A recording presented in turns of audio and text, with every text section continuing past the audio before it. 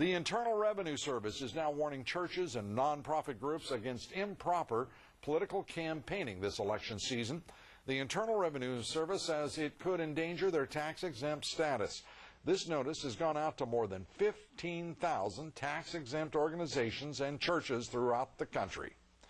A group called the We Are America Alliance has launched a nationwide drive to register large numbers of what they call immigrant voters before Election Day.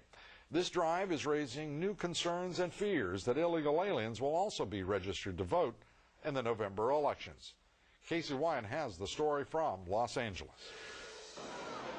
They call it the Summer of Democracy, a nationwide effort to transform 1 million immigrants into registered voters before the midterm elections this fall. We saw the millions that went out to march from March to May of this year for immigrant rights, and now what we're seeing is that people are realizing that we have to take that energy and the strength in the marches to the ballot box. The group says it's targeting the 9 million immigrants who are eligible to become U.S. citizens and another 3 million adult children of immigrants who are eligible to vote but haven't registered. Nothing is more important than for people to become citizens, to register and vote, so that people will hear you. But there's little to prevent millions of non-citizens and even illegal aliens from registering as well. Only 2 states, Arizona and New Hampshire, require registered voters to prove they're citizens.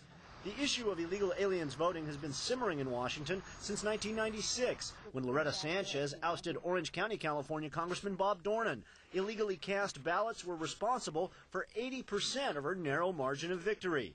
In 2004, New Mexico uncovered more than 3,000 fraudulent voter registrations, many tied to immigrant rights groups. And this year, unsuccessful Democratic congressional candidate Francine Busby declared, you don't need papers for voting. Many states are looking at photo ID. They're looking at safeguards to make sure that citizens only are voting. One of the problems of low voter turnout is concerns and lack of confidence in the outcome. If you don't have safeguards going in, you certainly are not going to give the voter any confidence in what comes out. Illinois Congressman Henry Hyde has introduced a bill that would require all states to demand proof of citizenship for voter registration and a photo ID to vote. Illegal alien advocates are mobilizing a letter-writing campaign to fight those proposed requirements. They claim that demanding proof of citizenship would disenfranchise many poor and elderly voters. However, polls show that 80% of the American voting public actually approves proof of citizenship or photo ID requirements for voting, Lou.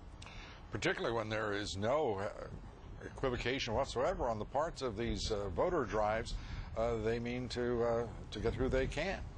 Yeah, absolutely. And they apparently have a very short memory, because they say that they're trying to sign up immigrants and presumably get immigrants who would be more sympathetic to amnesty. But if they remember back to Proposition 200 in Arizona just 2 years ago, nearly half of all Latino voters voted in favor of that, which required proof of citizenship for voting, Lou.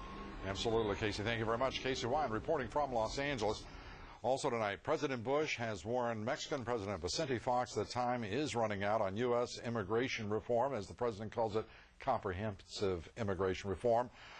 President Bush told President Fox Congress is unlikely, in his opinion, to pass an immigration bill before the November elections.